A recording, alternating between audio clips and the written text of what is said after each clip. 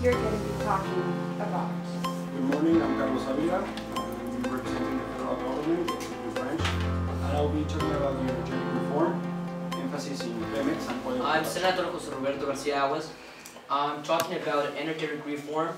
I'm representing the opposition. I'm representing the 62% of the population that does not agree with the Are there any points or motions in the floor? Deputy Leo, what motion or point do you arise? Motion to open an informal debate. There's been a motion to open informal debate. Who's for? Seeing the majority, the motion clearly passes.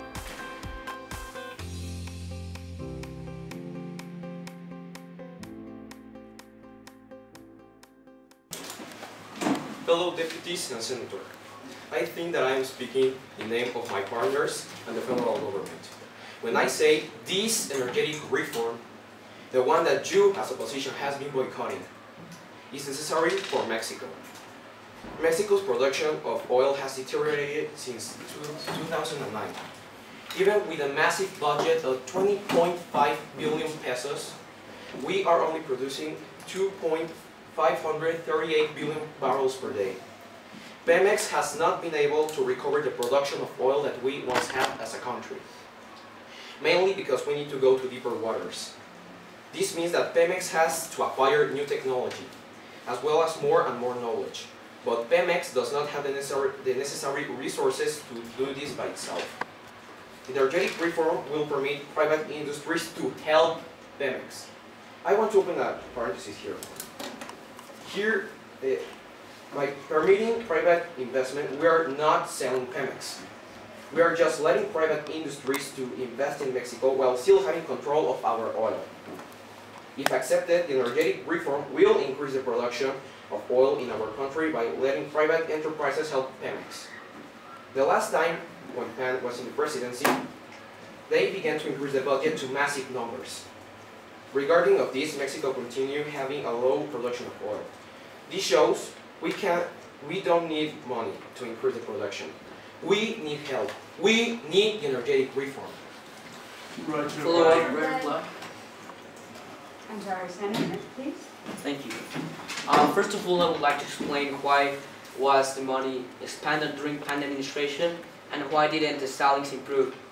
I'm going to remind you that during the administration of Felipe Calderon, we went through one of the biggest economic crises, not only in Mexico but worldwide. This impacted many markets, including oil.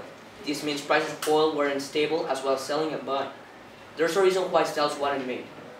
PAN took many decisions during their administration that were really good for oil. For example, by allowing Pemex to have services contracts that permit Pemex to buy technology, to buy help from other companies, advice, without companies itself intervening in oil. What we do not get is why is this important, this reform is important when we already have many past reforms already applied on Pemex. What Pemex does need is political strength in order to improve the way they spend their money and to work with the unions. Follow up. Establish. Well, Senator, I would like to point out that the crisis you're talking about came until 2008, 2009, the bubble that exploded in the Bush administration. But these terrible results have come since the beginning of the Vicente Fox administration that started in 2000. I mean, it is a period of time of 8 years that are speaking by themselves. There was no major crisis in this sector. It's just the results. I mean, you're going to talk about the crisis that came until 8 years later. Thank you. Thank you very much. The chair continues recognizing the government. Are there any points or motions in the floor? Deputy Omar, what point are you about? Point of information. Establish. We need this reform because we need to produce more hydrocarbons at a lower cost, allowing private companies to complement Pemex investment through contracts for oil and gas exploration and extraction. We need to obtain better results under competitive conditions in refining, transportation, and storage, allowing private companies to participate under regulation of the government of the Republic. Right to reply. Establish. Well, first of all, energetic reform is a recognition by the government to define us as a third world. There is no tool or cutting-edge technology. It doesn't mean that we don't have the initiative and ability. Technology and knowledge generated by ourselves. That is, the vision of our government is not possible. That is contrary to institutional campaign. Yes, you can.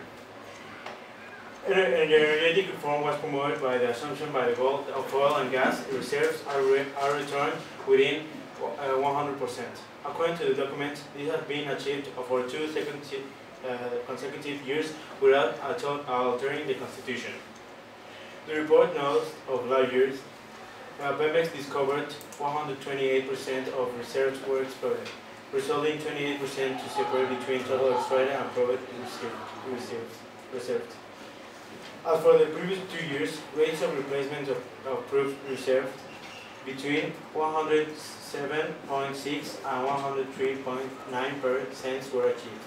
These figures have a chance of success of 90% and therefore are among the most important in international markets. Now, as the government says, Peña with energy reform will occur daily 3 billion barrels of oil by 2018. Thanks to the help of the investors. In fact, Pemex can collect the same figure and the year alone, without invasion of others. What we get from these debates is that this is not a great step to make. Already with the new fiscal reform is going to be able to solve many problems by other companies, big companies paying the substantial amount of taxes. Pemex is going to be able to have more money to invest in itself, to invest in new technologies, to invest in new advice. There's no need for a new reform, and there's no need to work with private enterprise. Let's emphasize something here. Pemex will never dissolve. Oil will still belong to our nation. And this legislation is to improve, and only to improve as a country. There is no answer, no other way than this energetic. You get a final 102, and you got a 5 on your conclusions because they were so good. So you finished with 107.